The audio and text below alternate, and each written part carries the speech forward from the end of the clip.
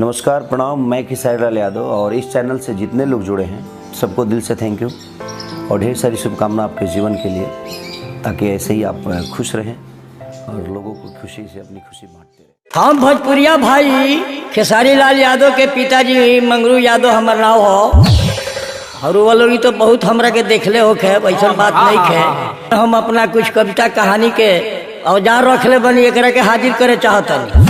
भाई पढ़ा लिखल आदमी ना है, ठेपा मैन आदमी है, हम लिखले नहीं कि हम कुली कविता सीखले बनी। एमे भूल भी हो जाई, गुल भी हो जाई, वही अक्षर तक घबरा जाई। बाकी कंप्यूटर कान के जरी बात तो गड़बड़ाए वाला नहीं खे। जौन कहतनी तो हम साफ कहतनी, तो जो कुछ कहब हम साच हम ही है खेसारी के बात। जितना भोजपुरिया हमारे भाई बिहार के बड़े, यूपी के बड़े, जहाँ भी बड़े, सबके हम प्रणाम करतनी, नमस्कार करतनी और फिर जय राम जी के करतनी। रउआ लोग के अच्छा लागे के शेयर करब लोगिन, देखब लोगिन। माई बहन बेटी बहन कहीं भी रही है, कहीं भी लगा दे। अब में कोनो आलतू फालतू हम कुछ कहले नहीं कि एकरा के बैठ के सभे सुनी सभे देखी। अभी बुढ़ारी में बानी हम रेला आया, हम है भिखारी काका के चेला। फुर्सत लागल, मौका लागल तो भिखारी काका के हम गाना बिरुआ के सुनाए। बाकी अभी कविता कहानी हमार सुन ली कि हम का कैले बनी। हम अपन सब अंजीवनी बात हम बता रहा बनी कि हम बेचनी लिट्टी चोखा, केहू पंच के दिहनी ना धोखा। चाचा एगो और कौन सतुआ पर कविता बात सुनाई ना। सब भवन में सतुआ राजा, जो वही सानब तब वही बताजा, मरचा प्याज चटनी अगर तगर धरी धर लूकर भाजा। दू पूरी सतुआ काटो, चाट लो चटनी, या खा पी के भाई बुझ ले कर भाजा। स्टोव के तेल, वो बेरा के युग में स्टोव जलत रहे सबका घरे। ए बेरा सरकार के पड़ल बा दरकार, तो ए बेरा जब से सिलेंडर जब से सब गरीब के अमीर के जेकरा फायदा बा ओकर जब से कायदा बा सबे पावता। बाकी ओ बेरा रहे स्टोव, तो स्टोव के तेल कलकत्ता में उड़ाई ला, गोली गोली खोजब तो सतुए भेटा।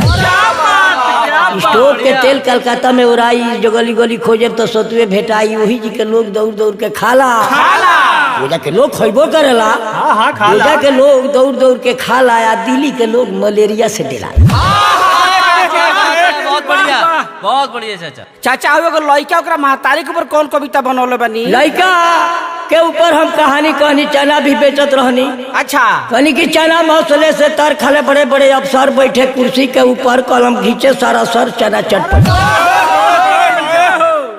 आ गई चना चटपटी, सुन के मचल खटपटी, खा पड़ोसी झटपटी, एमे कौन बा लटपटी। तो बड़े भागवालों के भगवान दे देले बच्चे, आ बुरा न मानो पड़ोसी कहता नहीं सच्चे। तो बड़े भागवालों के भगवान दे देले बच्चे, बुरा न मानो भाई कहिले सच्चे। लड़का हो बाप मातारी के बात जनबे ना करी, बिना $1 रुपया के खैले ही मनबे ना करी। तो वही पर कहनी है कि बड़े भागवालों के भगवान दे देले बच्चे, बुरा न मानो भाई कहिले सच्चे। कि लड़का हो बाप मातारी के जनबे ना करी, बिना $1 रुपया खैले ही मनबे ना करी। ये लइके खाती फूल के चढ़ौले बड़ी झोर आया, कहिया ले कालका देवी भर देवी पूरा। ऊंच देख मुड़ी पटक तारू, नाव सुन सुन के झटक तारू, फूल के डाली लेके लटक तारू। कह तारू के ये माई खबरिया हमर ली, अनाथ हो बबुआ बबुनियो तले। माई कह तारी मंदिर में रह तारी, माई कहे लिया मंदिर में रहे कि रे हम तो जानत कि लइके खाती देखत कि भइल पड़े रेला, आ दे धब गोदिया में करे लग लिखी। कहती है कि राय हम खेला ना कर, जहिया तो मोल के पूजा दे बुआ, आ वो दिन झाल लेके गाई लो बेया। सुने लोगिन ध्यान धके, गुनब लोगिन की का हम कहतनी, कहा हम आजकल रहतनी। चाचा तनी खीरवो वाला हो जाओ एक बार। ए भाई हम खीरा बेचत रहनी है। हाँ, कि आ गई गर्मी झोपड़िए में मुआवता, टॉप टॉप देहिया से पानी छुआ। गर्मी के बाद कुछ कहले नहीं खे जाता, एको छम झोपड़ी में रहले लागता गर्मी। तो खिड़की से लोग झाँकता, देख नहीं फिर खिरवेला के लोग ताकता, नहीं के हाथ पंखा लोग। कवि जी एगो तनी ककड़ी पर सुना दी। ककरी पर ककरी बेचत रहनी है बतिया। अच्छा। हम ककरियो बेचत रहनी है बतिया, खाते खाते बन जाई नाको के नथिया।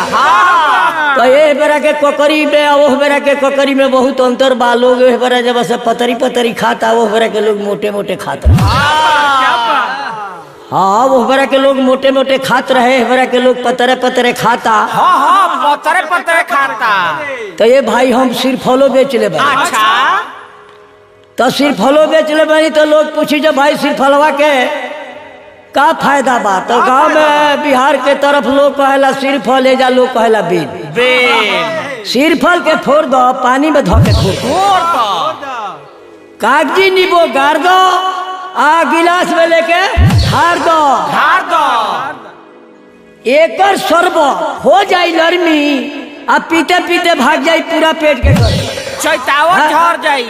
बेल में ये बा पेट हड़हड़ाता, गुड़गुड़ाता, मरोड़ता, छेदता, बथता, गड़ता, आ देखो न नइखे मनत पेट वही धीरे धीरे हरता।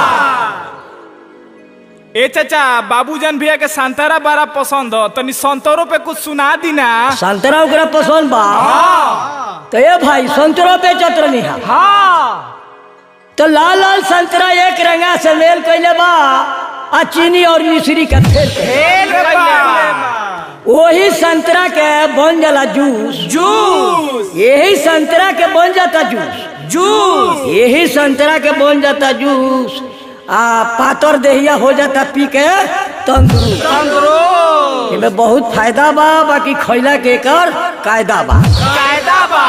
चलो भाई, सब भोजपुरिया भाई के हाथ जोड़ के कहते नहीं कि यदि कुली रउआ सबनी के पसंद पड़े तो ऑर्डर करे। तो भिखारी ठाकुर के दुनिया नाव लेता, उकर के गाना सुनने नहीं के ना सुनता। बाकी मौका लागल तो बाबूजान के स्टूडियो में जब से आकर के हम 2-4 गाना भी गा के रउआ लोगन के सुनाए, देखे लोगिन कि ई खराब बा या कि अच्छा बा।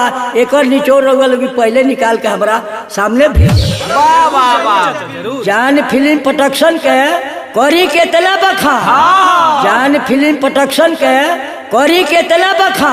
कितना लोग के स्टार बना दे बाबू। जान फिल्म प्रोडक्शन के लाल बटन दबा दे। बड़का बड़का मोबाइल के जब लाल बटन दबाए लू, तब जब से हमार खिस्ता कविता कहानी जो कुछ कहले भाई रोल के सामने आई। आधा घंटा लागे, पौन घंटा लागे, प्रेम से सुनी लोगी। माई बहनी बेटी फुआ चाची जे होई ओकरा सामने रोवा लगी लेके दिखा दे। आ सबे सुनी यदि हमके केहू गाड़ी दे वो लिख के बताए लोगी। आ जे अच्छा कहे वो लाइफ में हमारा डाले लोगी कि हाँ तू ऐसे हई लजाई कल बड़ा हई चाइज कल। ठीक है सुन ली लोगी छठ में कि ठीक है। तो हमरो से सुन लीजिए जो कुछ कहनी ठीक है।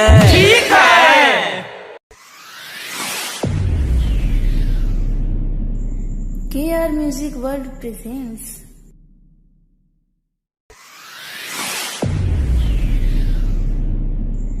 KR Music World presents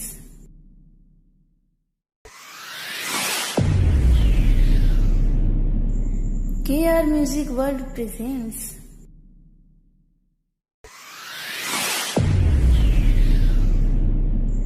KR Music World presents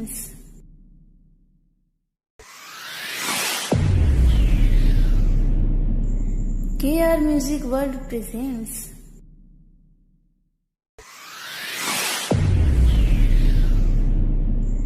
KR Music World presents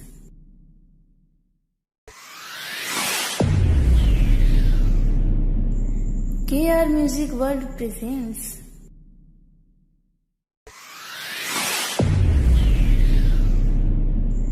KR Music World presents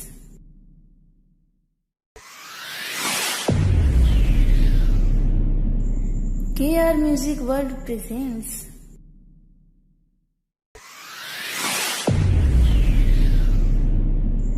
KR Music World presents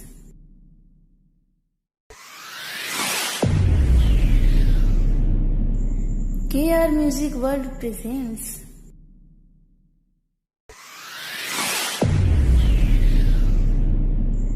KR Music World presents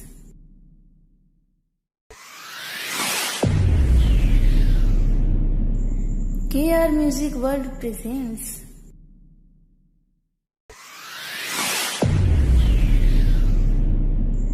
KR Music World presents.